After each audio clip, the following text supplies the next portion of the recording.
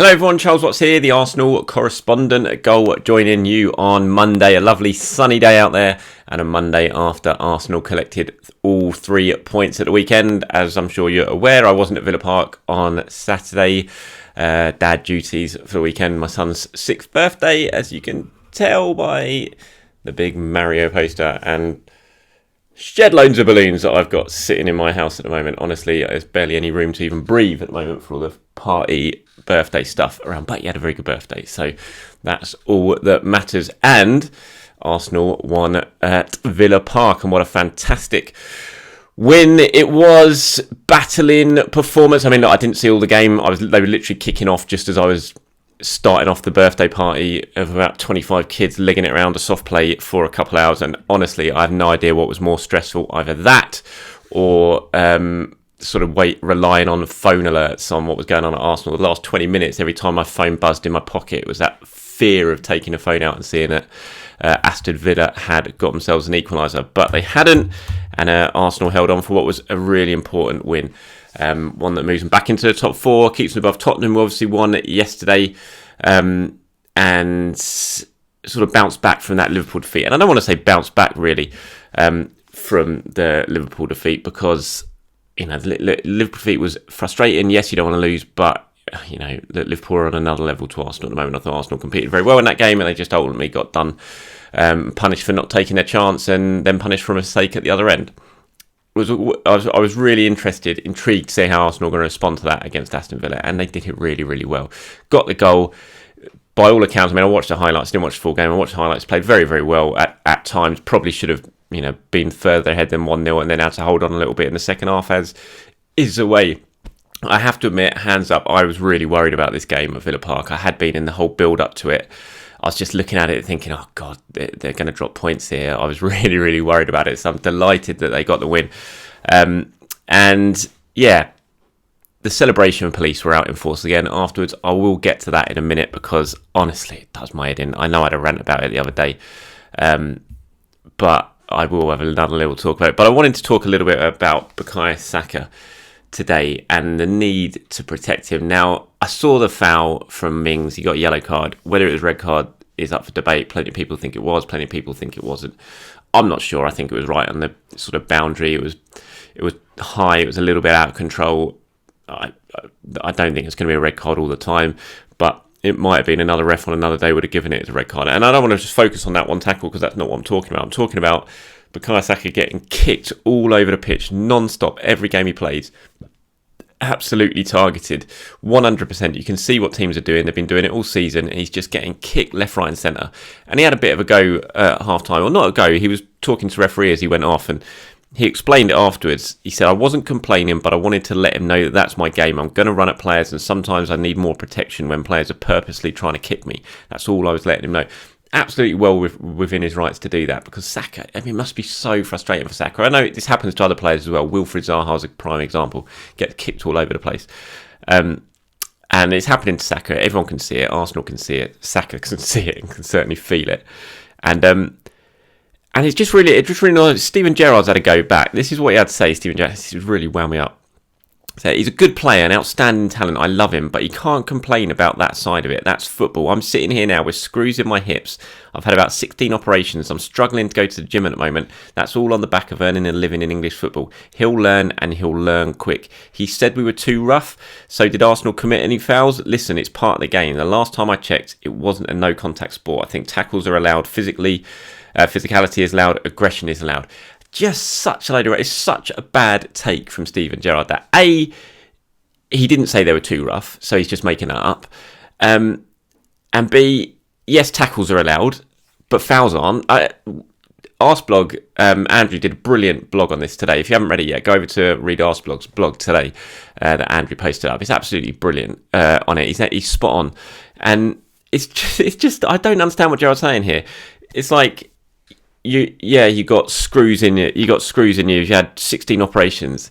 What's that? That's not like, I think Andrew in Arsenal called it. That's not a badge of honour, and he's absolutely spot on. Why is he boasting almost about that? It's not. It's surely what we should be doing now is stopping players having to have 16 operations and screws now.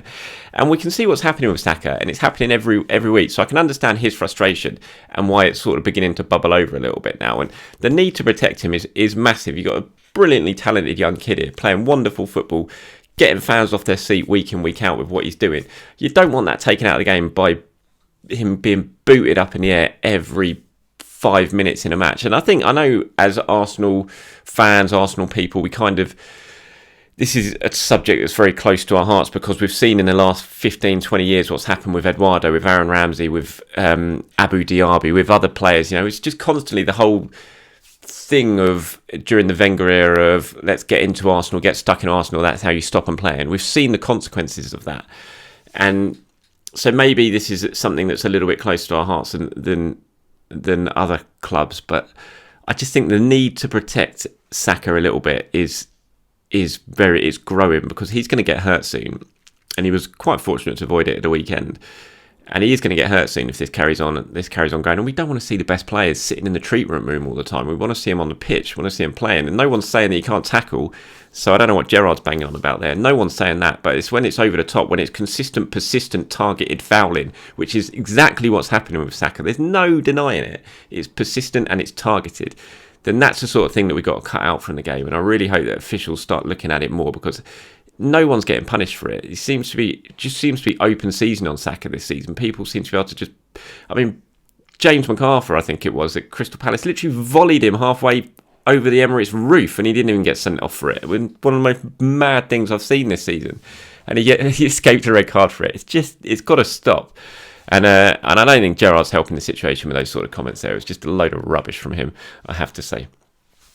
Okay, so from that rant, I'm going to move on to another one. And I'm going to try not to rant because I did this the other day and it just annoys me. Honestly, the celebration police, is there anything more frustrating? I do a column for the Gooner fanzine and I wrote in this, I don't think it's out yet or it might have just come out, but in this latest edition, my column is basically about the celebration police. I just hate it. It's like, is football not fun? You're not supposed to have fun in football. Of course you are. Can you not celebrate a big win? If anyone can't look at that and think that win for Arsenal on Saturday was massive. They're going for the Champions League, the first time in 5 years. There's 10 games to go. They've just lost to Liverpool. They're going to a really tricky game away at Aston Villa. And they win and they hold out. And they're celebrating with Bernd Leno, who hasn't played all season, or basically since the Man City game at the start of the season in the league. He comes in, he makes a save in the last minute, the last kick of the game to protect the lead. And they're getting hammered for celebrating. It's just, oh, God. It does my head in. Honestly, it does my head in.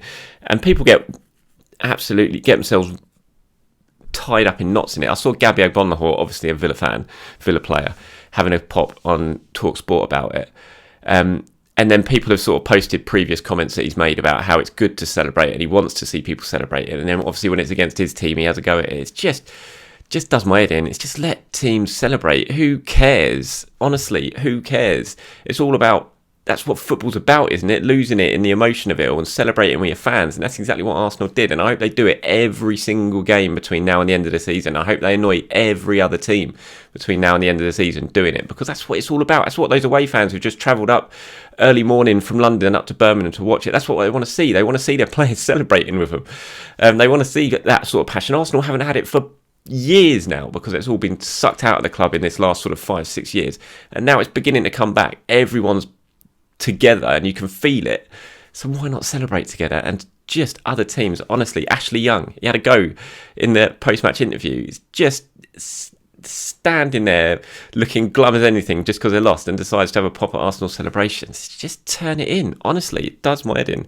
Just let teams do what they want to do. If Villa had won that game and celebrated it against Arsenal, I wouldn't have cared at all. It's what you want to do. It's what those 40,000 Villa fans who are in there, who are packed into the whole end, would want to see from their team. It's just, honestly, everyone just needs to cheer up. It just does my head in. It's like, what is going on with football at the moment? It's like everyone's trying to take the most essential part of football, which is the fun, the passion, out of the game. It's just, does my head in. Does my head in. Anyway, stop ranting. It's Monday, the sun's out. I've spent the last 8 minutes or so ranting, so let's move on from that, shall we? Congratulations to William Saliba. He's been called up to the France national team for the first time, obviously on loan at the moment at Marseille, having a very good season. Very good reward for him for his performances, getting called up. It was, I think it was Sebastian Pavard dropped out because of COVID, so Didier Deschamps has called up Saliba, which is good news for him. And like I said, well deserved. I haven't sat there and watched every single performance of Saliba, I have to admit, this season for Marseille, but I know he's doing very, very well, and everyone over there is very happy with him. So that's credit for him. It's good news for Arsenal. You'd think it's another example that this loan spell for him is working out well. Honestly, even on social media, I've seen people saying, he should be back for Arsenal. If he'd back for Arsenal this season, he wouldn't be in the France squad right now. He wouldn't. He's not going to be playing ahead of Ben White and Gabriel at the moment. This team, and you can't have a go at Arteta for doing that, because Gabriel and Ben White kept 13 clean sheets between them since they've been in the side. Fantastic defensive record. It's working for everyone.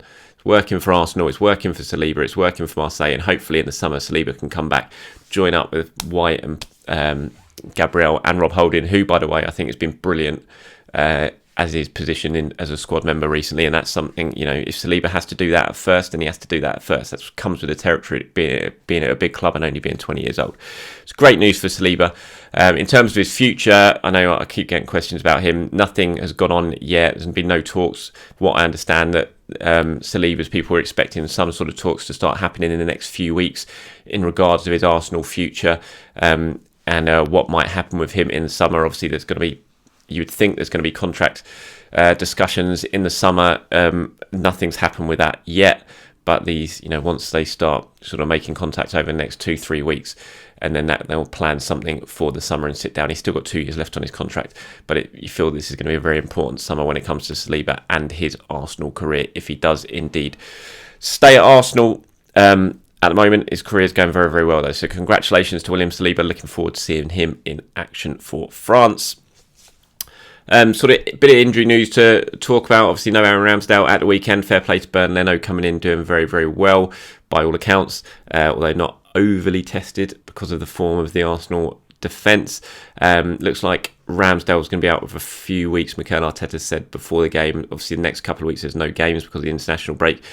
He had been called up by England, but I think Arteta said in his press conference that he didn't expect him to link up with England because of this injury, which is I wrote it down here. What is it? It's a oblique muscle, which I think is sort of abdominal.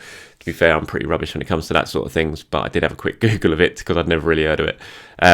So that's a blow for Ramsdale. Obviously, everything's been going very, very well for him. He had it for 50, 60 minutes, Arteta said. He wasn't feeling comfortable in that Liverpool game, which makes you kind of beg the question. You should have probably taken him off, because second half, it was his mistake that led to the goal, and you wonder if that injury hampered him and led to that mistake, which led to the goal. But it's all hypothetical now anyway, isn't it? But yeah, bad news for Ramsdale, but good opportunity for Bernd Leno. Came in, made his mark the weekend against Aston Villa, and Arsenal fortunately got 2 very, very good, very experienced goalkeepers in there. And Leno, he can come in and he can do a very good job if needed for the next couple of weeks if Ramsdale is out once Arsenal return from the international break. Saka, obviously after that sustained kicking he got at Villa Park, was taken off in the second half, but looks like he probably will be all right to link up with England. No lasting damage, fortunately for him.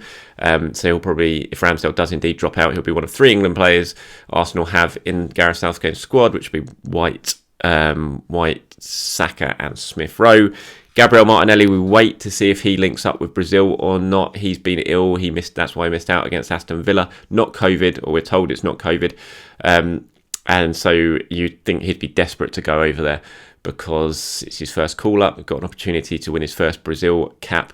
So we'll wait and see if he goes. There's been no news yet from the Brazil national team over Gabby Martinelli. Gabriel Magalhaes won't be going over there. He was in the squad, but he's not going over because his wife is about to give birth. So it will just be Martinelli heading over there. It's going to be a bit of a quiet week now, or a quiet couple of weeks because of international duty. I think it's all going to give us a little bit of a chance to draw our breath, take stock and get ready for what is going to be 10 very, very stressful games to go once you get back from the international break. Tottenham winning yesterday. They're 3 points behind Arsenal. Arsenal have a game in hand.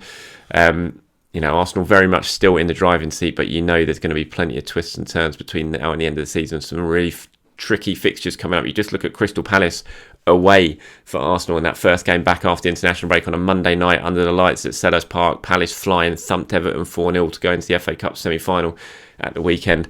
Come on, Patrick, do us a favour, please, on that Monday night. Tell your players to go a little bit easy. All games are going to be difficult now. That's why that win at Villa on Saturday was so important. And Arsenal are going to need to defend as well as they did then throughout the rest of the season. And hopefully we see scenes like those celebrations at each and every game between now and the end of the season. And who cares what anyone else says? Because I don't think any of us really do. That's it from me. Thank you very much for watching on this lovely sunny Monday morning. Go out, enjoy yourselves, celebrate even.